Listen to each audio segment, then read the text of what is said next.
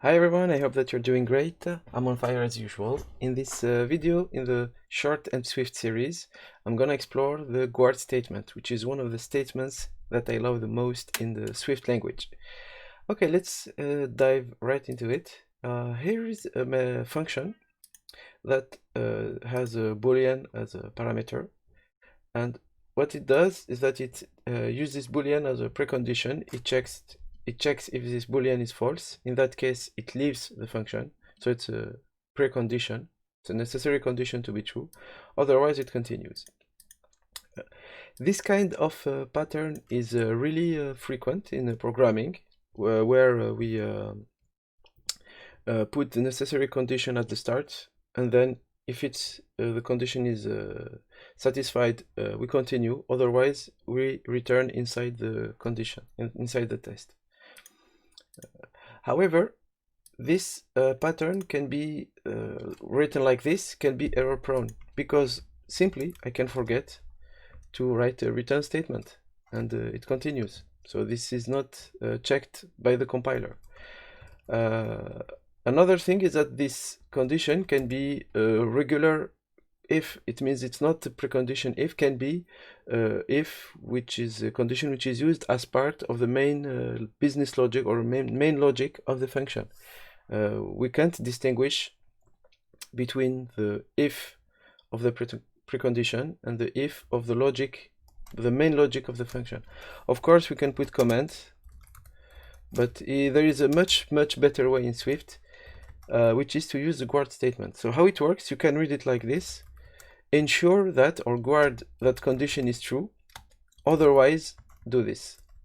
So it can be read as ensure that, or guard that condition is true, otherwise do this, or ensure that the condition is true, otherwise do this.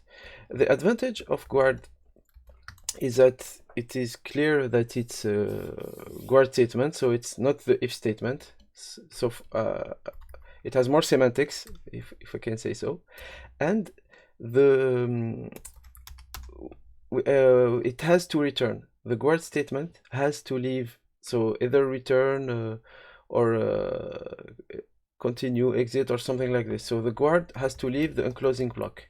When you put a guard inside the loop, inside the function, it has to leave the parent block to continue, to be detected correct at compile time. So this is really important. Just to show that, so I'm gonna build this file. Okay, let's run the build script. I'm on Windows, so I need to run this build script. As you can see, we have an error on line 4 because the guard must leave the scope. So either return, exit, either return, throw, or any other way to exit the scope. It depends if you're in a loop or in a function. It depends on where you're situated. But here's the idea. So the solution here is to return.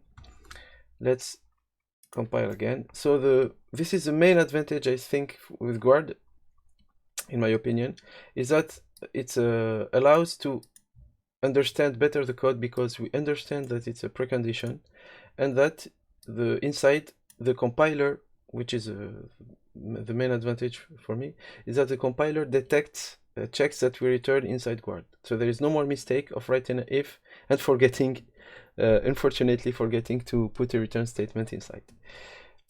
Okay, let's just test. So I have two methods, one with passing true, so we should display doing stuff, and the second time we pass false, so we should display nothing to do. Just need to get used to the way it's not if condition true, do something. No, we understand, we have to read it differently. Ensure that condition is true, otherwise do this. So this is done when this is not true. So guard that the condition is true, otherwise do this. So this is in the opposite case. I think okay, no, I didn't build the program, so now let's build. Okay, here we go. So doing stuff and nothing to do second time. Good. Another way we can use guards. So I can remove this. Another way to use guards, or another advantage of using guards is here, where we have a method that takes a nullable value, an optional value, and usually, we can unwrap it using an if statement like this, and inside we print not null, and we print the param. Here we are sure that it's not null. Okay, but here we can say that param is null. Null param. Okay. As you can see here, so here the main logic has is less cleaner than what I want, because I have this additional indentation, and for reading it's not preferable. So we can use the guard in our advantage in this situation. So what we're gonna do is convert it to a guard statement, and the guard also can ensure that we are unwrapping an optional. Here we say that ensure or guard that the unwrapping is correct, ensure that the unwrapping is functional, otherwise leave, or otherwise here we have to leave inside the guard. So return. And here we don't need to write this anymore. We don't need to have the indentation anymore. I can get rid of it. Much cleaner and much more organized, because the precondition, also the precondition comes first, is processed first in the sequence of code. In the other case, the else statement comes after the if. So so handling the failure of the precondition comes after the main logic. So in terms, I think in terms of organization, it's much better to organize the code like this. Let's test it.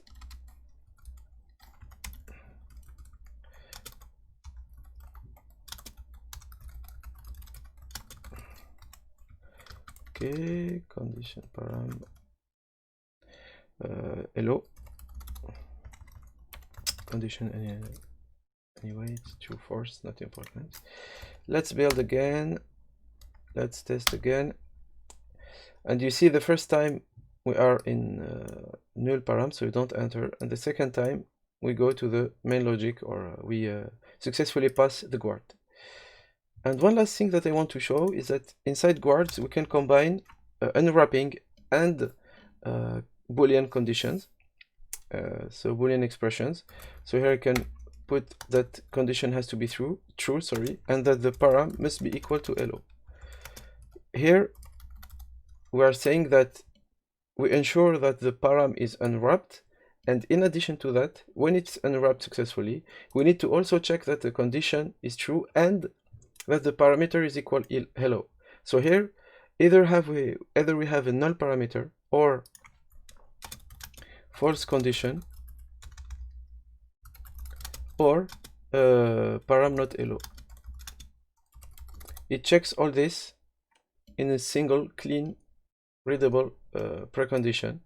Of course we can split the guards. For example, we can put a guard for this and then we add another guard for this. If you want to split preconditions, it's doable. It's as you want. And here the main idea is that I don't need to touch the main logic here. All the preconditions are handled above. So let's test again, maybe changing here, adding here another, just to show you that here it's not hello, it's world. So let's